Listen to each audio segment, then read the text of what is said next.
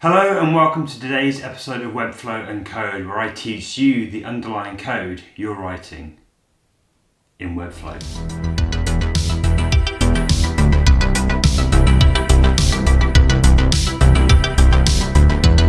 We'll be rounding off my previous episode of sectioning elements by discussing the header, footer, nav and main elements in Webflow. These are described as landmarks and are another way that accessibility users can navigate your website. There's a lot of crossover between sectioning elements and landmarks, but basically all sectioning elements are landmarks, but with the addition of header, footer and main behaving like landmarks when not placed inside of a sectioning element, if that makes sense.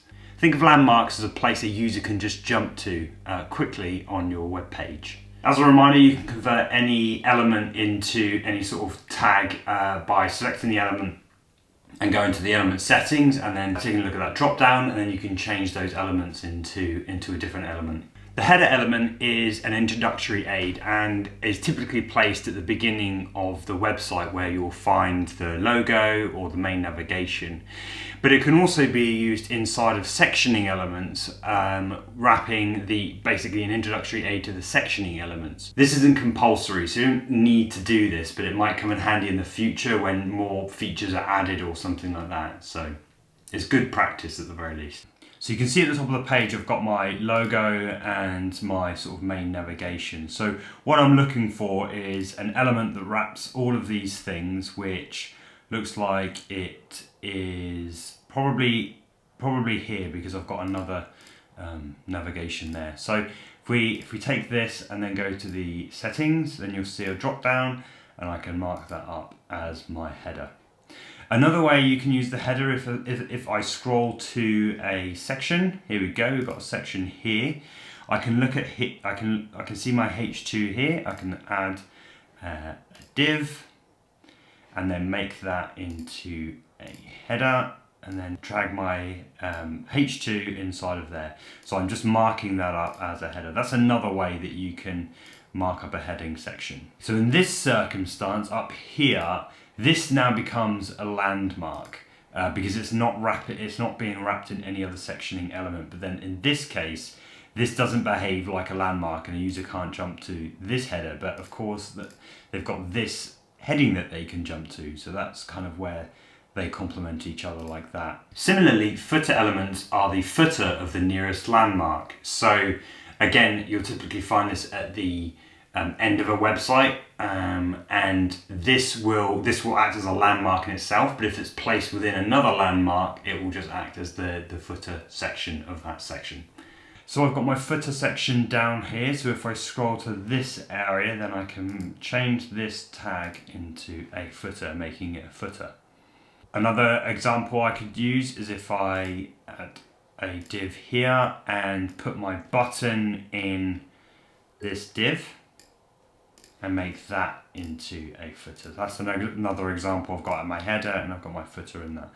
But like I say, these don't behave as landmarks when they're inside of sectioning elements or other landmarks. So nav is a landmark which defines the main navigational section within a website, and it should be used just for pages within the website. You don't wrap a selection of social media icons that link off to various social media accounts. You don't wrap that in navigation. It's purely navigation within the site. So at the top here, I've got my header, and within my header, I've got my main navigation in the page. So the wrapping element for these navigation items is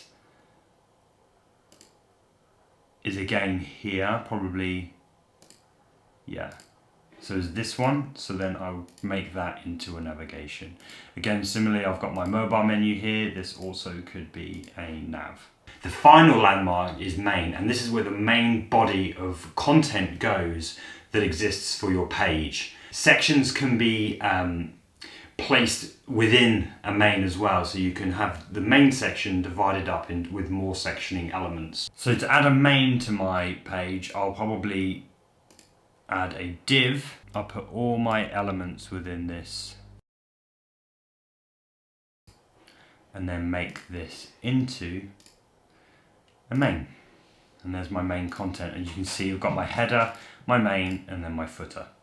I think it's clear from these examples that you don't need to always apply style to HTML elements. You need to think of HTML as kind of like a highlighter. Like you're taking you've got two color highlighters that you're marking up a page, and you've used one color to denote important information, and you might use another color to mark up an action that someone should take. So in the same way, you're taking your content and you're just marking it up that this is a header, and you're marking this area up that this is the main content. That's the correct way to think about HTML.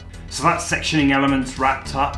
If you have any comments or any questions, please do let me know in the comments section.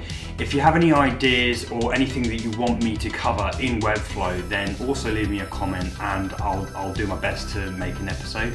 And until next time, happy no coding.